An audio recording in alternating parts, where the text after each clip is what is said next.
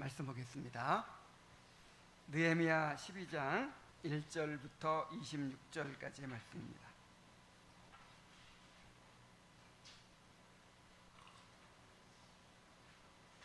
느헤미야 12장 1절부터 26절까지의 말씀인데 일단 7절까지만 먼저 읽겠습니다. 스알디엘의 아들 스룹바벨과 예수아와 함께 돌아온 제사장들과 레위 사람들은 이러하니라. 제사장들은 스라야와 에레미야와 에스라와 아마랴와 말룩과 하투스와 스가냐와 루훔과 무레못과 id도와 긴느도이와 아비야와 미야민과 마아디아와 빌가와 스미야와 요아립과 여다야와 살루와 아목과 힐기야와 여다야니 이상은 예수와 때에 제사장들과 그들의 형제 지도자들이었느니라. 아멘. 11장에서는 위험과 희생을 무릅쓰고 예루살렘에 거주한 사람들과 또 주변 지역에 정착한 사람들의 명단을 우리가 살펴보았습니다. 오늘부터 이어지는 12장에서는 이제 성벽의 낙성식을 앞두고 스룹바벨과 예수아 시대부터 시작해서 에스라와 느헤미야 시대까지 이어지는 제사장과 레위인의 계보와 명단을 소개합니다. 또다시 이름들이 계속 나오고 있어요. 자, 이 명단이 어떤 의미가 있을까요? 이것은 성전 봉사자들이 모세 율법과 다윗의 규례에 따라 합법적이고 정당하게 세워졌음을 밝히고, 포로기간 이후에도 제사와 찬양과 봉사가 끊어지지 않고 계승되고 있음을 증거하기 위함입니다. 이 느헤미야의 저자가 정치적 지도자나 군사적 영웅들의 이름이 아니라 하나님을 예배하고 섬기는 제사장과 레위인의 이름을 상세히 기록한 것은 공동체의 진정한 회복이 하나님을 향한 예배의 회복에 있다는 사실을 강조하기 위함입니다. 느헤미야서에 이렇게 반복적으로 이름들이 등장하죠. 자, 이러한 명단들은 하나님의 역사가 몇몇 위대한 지도자들만을 통해서가 아니라 이름 없는 평범한 백성들의 헌신을 통해 이루어진다는 사실을 보여줍니다. 자, 이 명단을 통해서 백성들로 하여금 자신들을 하나님의 언약 백성으로 인식하게 하고 언약 공동체의 회복에 능동적으로 참여하도록 격려하는 목적을 지니고 있어요. 유다 백성들은 여전히 연약한 상태에 있었지만 제사장과 레위인의 조직을 정비하고 성전 제사를 회복함으로써 언약 공동체가 다시 회복되었습니다. 자, 유다 백성의 회복이 무엇을 통해 이루어졌어요? 예배를 통해서.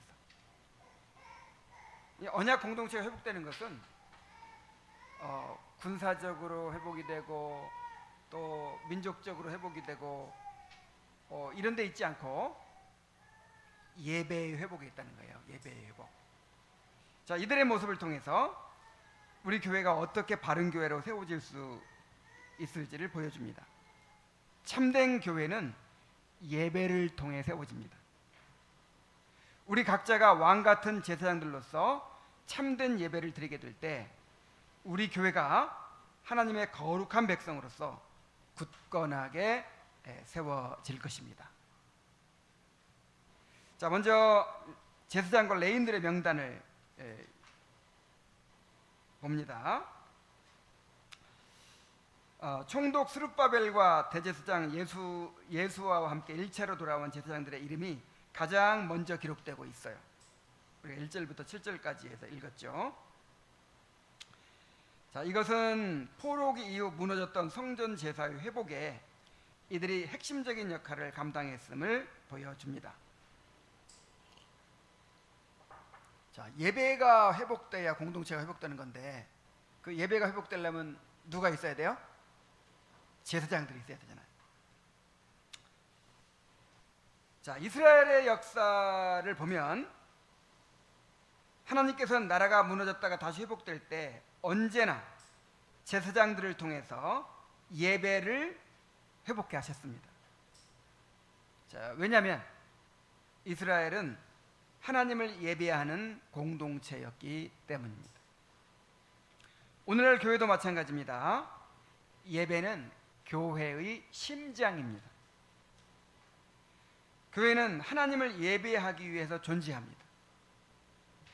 교회는 본질적으로 예배의 공동체이며 모든 성도가 그리스도 안에서 제사장으로 부름받았습니다. 그러므로 우리 한 사람 한 사람이 바른 예배자로 세워져야 합니다. 그렇게 될 때 우리 교회가 비로소 하나님 앞에 바르게 세워질 수 있는 것입니다. 자, 기억하십시오. 이 교회의 심장이 뭐예요? 예배. 예배가 죽으면, 예배가 부패해지거나 예배가 쇠퇴해지거나 예배가 힘을 잃으면 교회가 죽는 거예요. 교회가 살려면 뭐가 살아야 돼요? 예배가 살아야 돼요. 그래서 우리가 바른 교회를 세우려고 힘쓰고 있는데, 바른 교회가 되려면 어떻게 해야 돼요?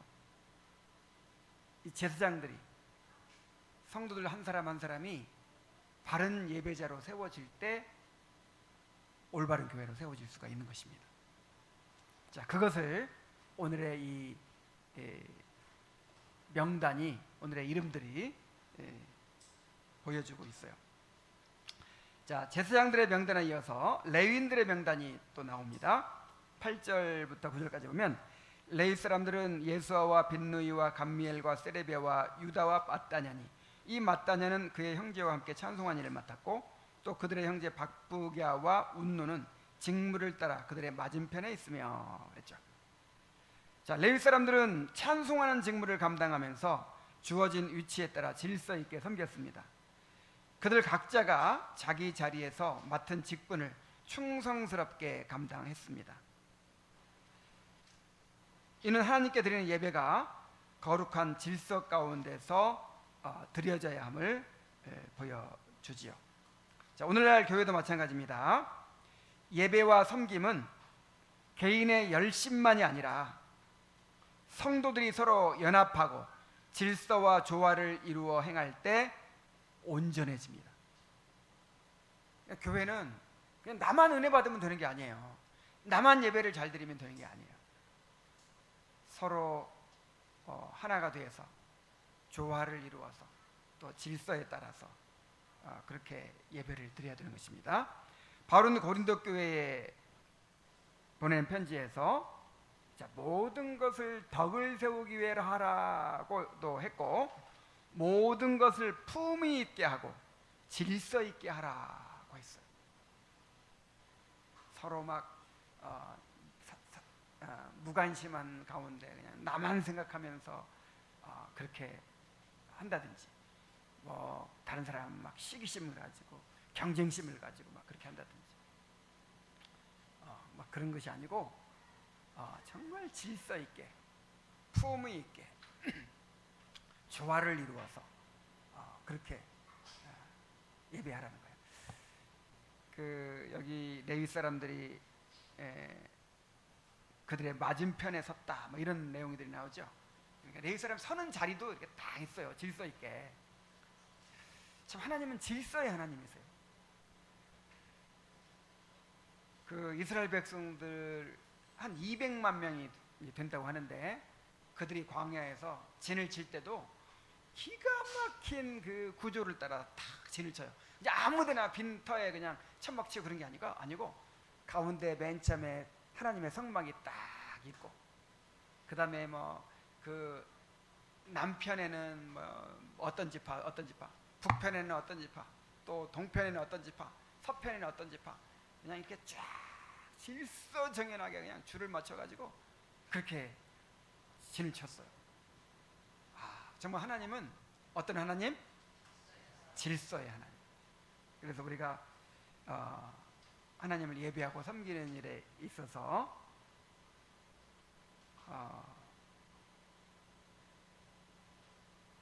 이렇게 서로 협력하는 가운데 경건한 질서와 조화를 이루어서 그렇게 섬겨야 하는 것입니다.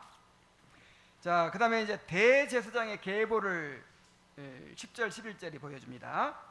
예수아는 요야김을 낳고 예수아가 이제 그 스룹바벨과 함께 돌아온 대제사장이었거든요.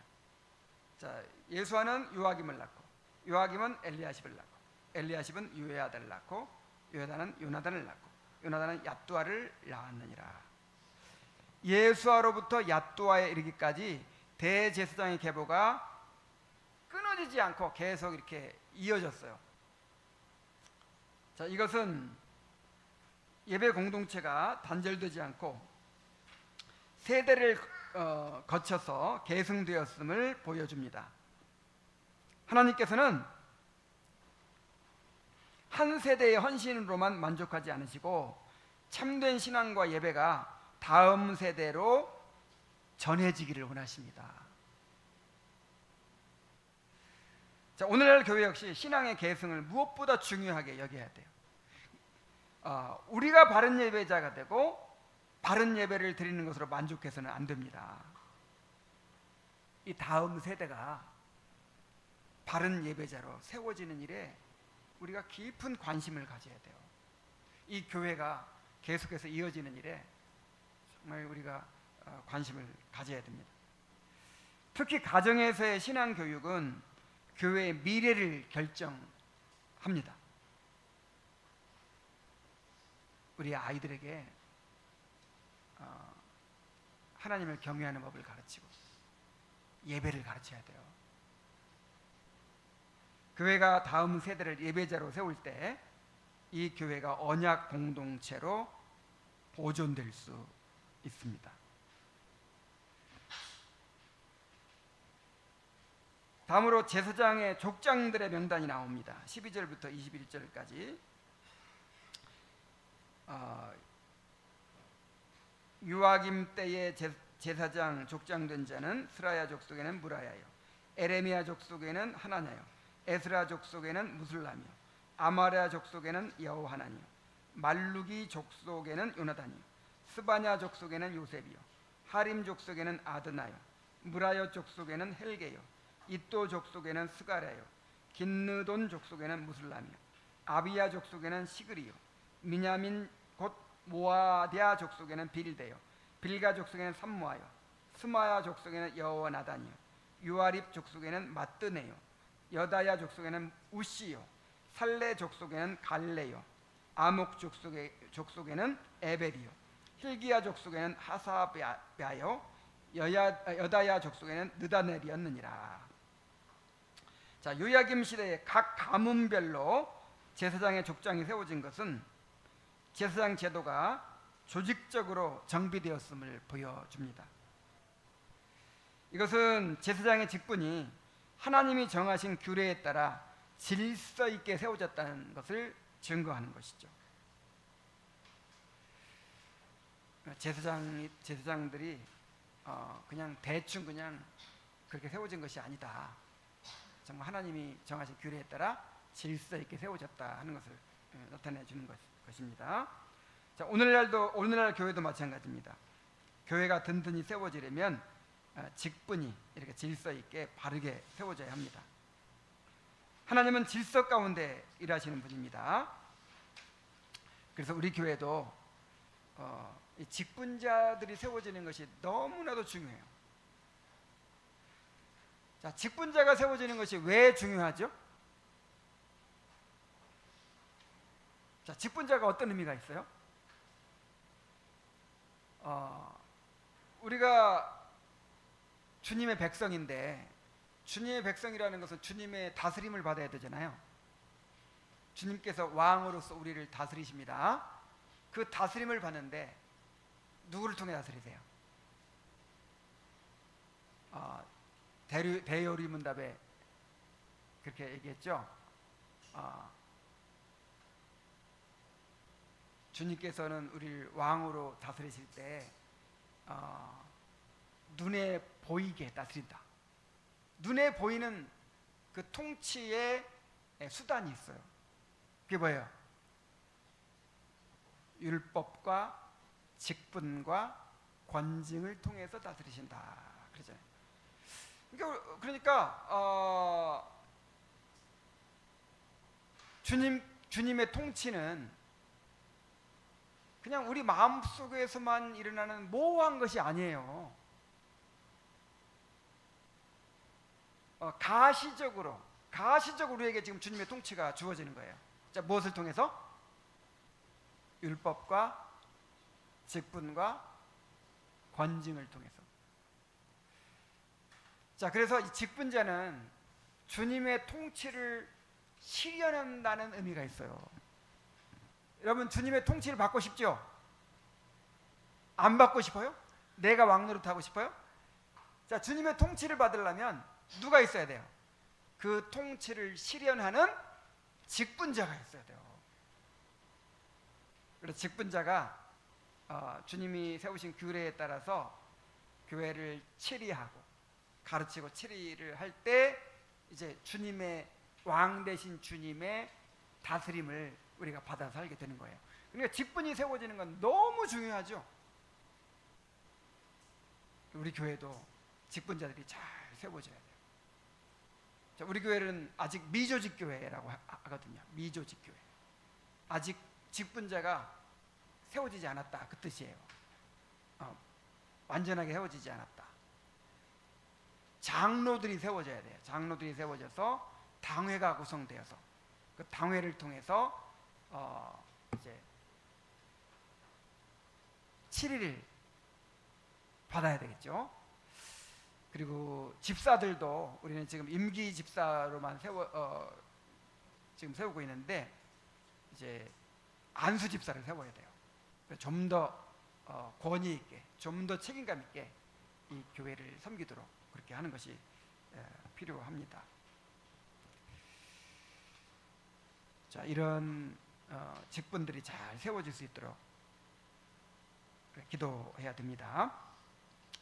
자, 그리고 이제 마지막으로 제사장과 레위 사람들에 대한 이제 기록이 있습니다.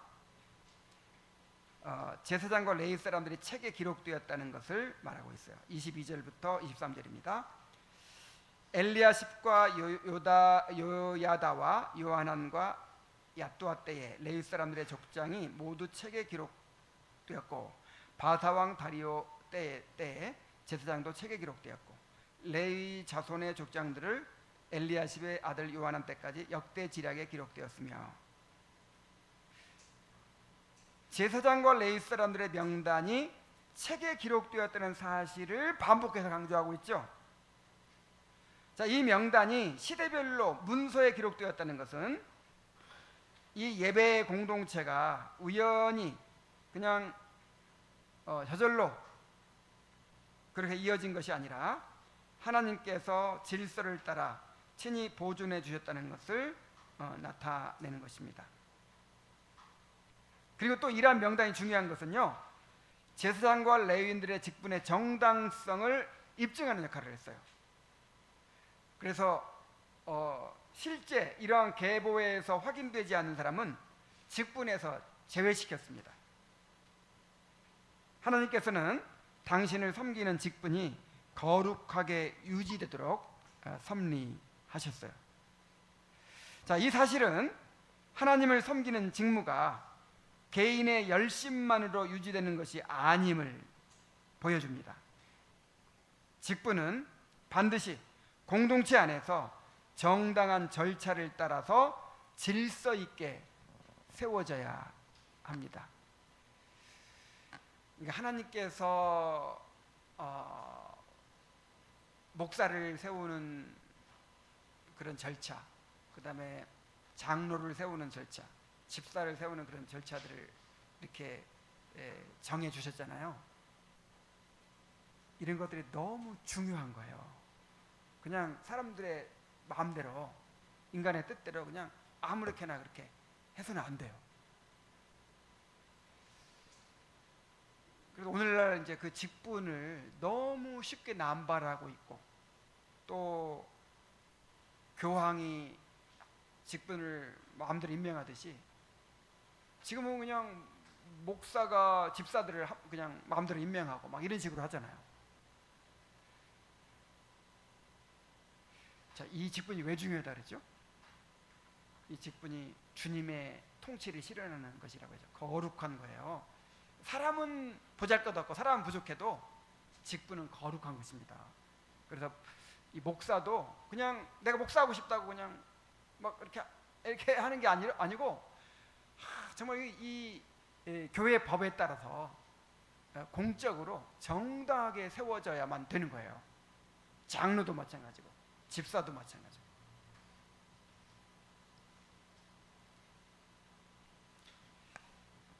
자, 레위 족장들의 명단이 또 계속됩니다. 24절부터 26절까지. 레위족 속의 지도자들은 하사비아와 세레비아와 감미엘의 아들 예수아라. 그들은 그들의 형제의 맞은편에 있어 하나님의 사람 다윗의 명령대로 순서를 따라 주를 찬양하며 감사하고 마따냐와 박부갸와 오바댜와 무슬람과 달몬과 악굽은 다 문지기로서 순서대로 문안의 곳간을 봐수하였나니 이상의 모든 사람들은 요사닥의 손자 예수아의 아들 요야김과 총독 느헤미야와 제사장 겸 학사 에스라 때에 있었느니라. 자, 레위 족장들의 명단도 이제 이렇게 기록하고 있는데, 레위인들은 다윗의 명령을 따라 질서 있게 하나님을 찬양하고 감사하며 또 문지기로서 곳간을 지키고 성전을 보호했습니다. 그 레위인들의 직무를 보면 찬양하는 것과 같이 눈에 잘 드러나는 그런 직무뿐만 아니라 문지기와 같이 눈에 띄지 않은 섬김을 통해서도 직무를 감당했어요. 자, 이러한 모습은 오늘 교회에도 중요한 교훈을 줍니다. 교회 안에서도 설교하고 찬양을 인도하는 것처럼 앞에 드러나는 사역도 필요하지만 음식을 준비하고 예배당을 관리하는 것과 같은 보이지 않는 섬김 역시 교회를 떠받치는 귀한 기초가 됩니다. 성도 각자가 은사와 직분에 따라서 자기 자리를 지키고 충성할 때 교회는 건강하게 세워질 수가 있는 것입니다. 이제 결론입니다. 자, 본문에 나타난 제사장과 레위인들의 명단을 통해서 우리는 느헤미야가 세우고자 했던 것만이 아니죠. 하나님께서 세우고자 하셨던 이 나라가 어떤 나라였는지를 알 수 있어요. 자, 어떤 공동체를 세우기를 원했나요? 그냥 그 민족주의자로서 우리 민족의 부흥 뭐 이런 걸 추구했나요?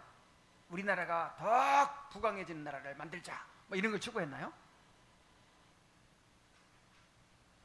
하나님을 참되게 예배하는 공동체를 회복하고자 한 거예요. 하나님은 그들 가운데 강력한 정치 지도자나 군사력을 허락하는 대신에 참 그들은 너무 보잘것없죠. 너무 미약하고 힘이 참 없는 사람들이잖아요. 숫자도 작고. 그런데 지금 뭘 많이 중요하게 강조하고 있어요? 예배하는 제사장과 섬기는 레위인들을 가장 중요하게 여기는 거예요. 자, 제사장과 레위인들이 딱 자기 자리를 지키고 그 예배하는 직무를, 그 성전 사역을 잘 감당할 때 이제 하나님의 백성으로서의 유다 공동체가 회복이 되는 것입니다. 그렇지 않겠어요? 만약에 인구는 엄청나게 많고 도시는 화려하게 건설되고 막 군사력은 강해지고 막 엄청나게 막 큰 나라가 됐는데 성전 사역이 없어. 예배가 제대로 드려지지 않아. 그러면 그게 하나님의 백성이 아니에요. 하나님의 백성이 될 수 없어요. 그러나 이렇게 미약하고 연약해도 제사장들과 레위인들이 바로 서서 예배의 사역을 잘 감당하고 있을 때 그 공동체가 언약 공동체가 될 수 있는 것이고 하나님의 백성이 될 수가 있는 것입니다.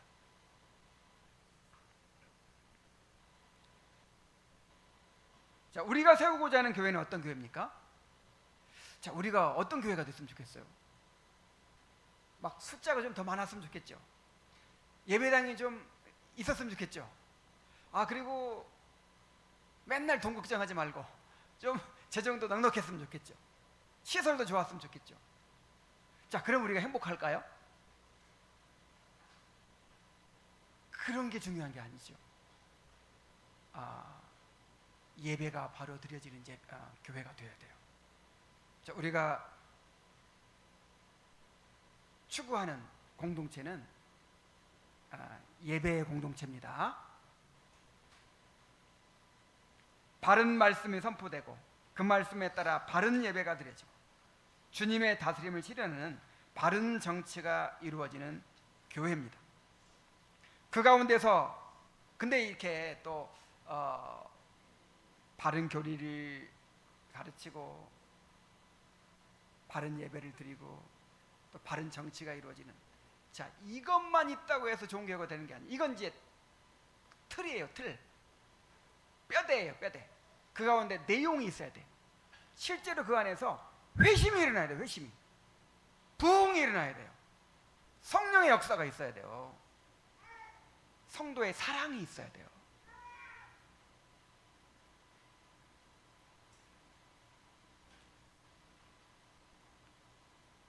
자, 바른 교리가 가르쳐지고 바른 예배가 드려지고 또 바른 정치가 이루어진 그 안에서 부흥과 회심이 일어나고 자기를 부인하며 즐거이 십자가를 지고 하나님을 즐거워하며 천국을 소망하는 그런 교회를 이루어야 합니다.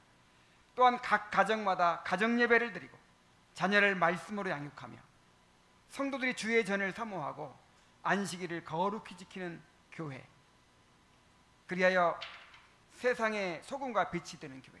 자, 그런 교회를 이루어야 돼요. 사람이 많고 적음이 중요한 게 아니에요. 이렇게 참된 예배가 드려지고 있는가, 우리 각 사람이 제사장으로서 역할을 잘 감당하고 그래 참된 예배가 드려지는 그런 공동체가 되고 있는가, 이것이 중요한 것이죠. 그런데 이런 교회를 세우는 일은 결코 쉬운 일이 아닙니다. 세상의 흐름을 거슬러 가는 길이기 때문에 때로는 외롭고 막막하고 우리 자신의 연약함 때문에 낙심하게 될 때가 있어요. 때로는 믿었던 사람들이 떠나가는 아픔을 겪기도 합니다. 참 요즘에는 정말 외롭다는 생각이 많이 들어요. 그러니까 정말 이렇게 우리가 이야기하는 이런 교회들을 찾기가 너무 어렵고 또 이런 동역자들을 찾기가 너무 어렵고 이런 성도를 찾기가 너무 어렵죠. 그래서 막 이렇게 엄밀한 개혁주의를 추구한다고 뭐 신학과 교리 강조하고 뭐 예배의 그 규정적 원리에 따른 그 예배를 막 강조하고 그 다음에 그 장로교 정치를 막 강조하고 막 이런 건 좋은데 회심이 없어. 부흥이 없어요. 영적인 얘기가 통하지 않아. 그냥 너무 메말랐어. 뼈대만 있어요.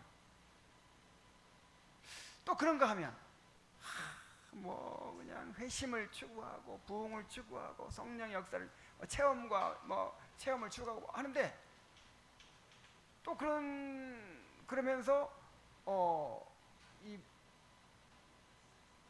바른 예배와 또 바른 정치를 소홀히 해요.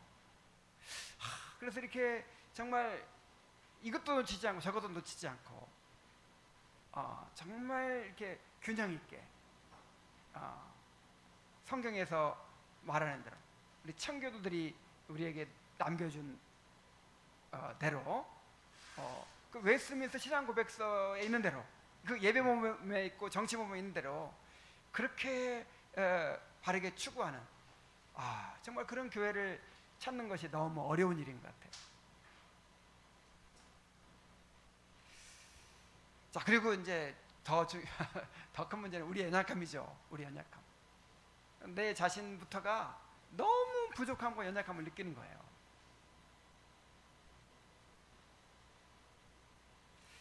자, 그러나 바로 그러한 순간에도 우리에게 필요한 것은 꺾이지 않는 마음입니다.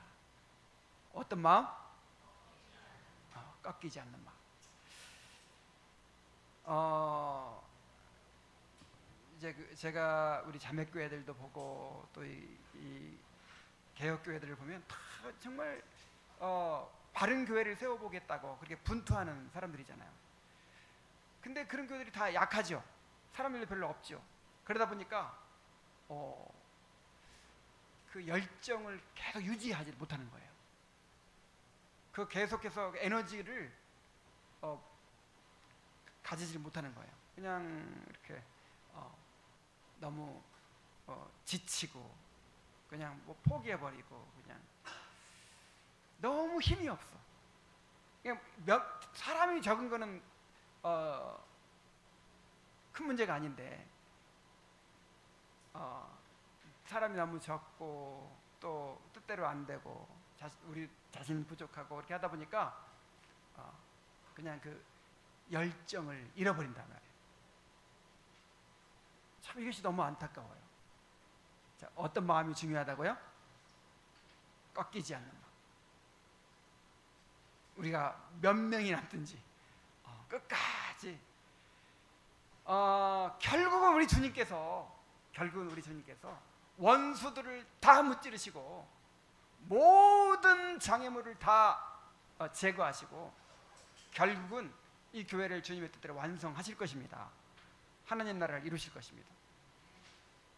그래서 우리는 그 주님의 승리를 바라보고 끝까지 꺾이지 않는 마음을 가지고 그렇게 충성하다가 죽는 거예요. 정말 내가 그렇게 끝까지 돌아서지 않고 꺾이지 않고 이 뜨거운 마음을, 이 열정을 잃지 않았으면 좋겠다. 그런 소원이 있습니다. 자, 여러분들도 그렇게 되시기 바랍니다. 주위 사람들이 어떻게 할지라도, 세상이 어떻게 흘러갈지라도 정말 끝까지 꺾이지 않는 마음, 돌아서지 않는 마음, 그 마음으로 이 교회를 세워갈 수 있기를 바랍니다. 자, 우리 찬송 하나 같이 합시다.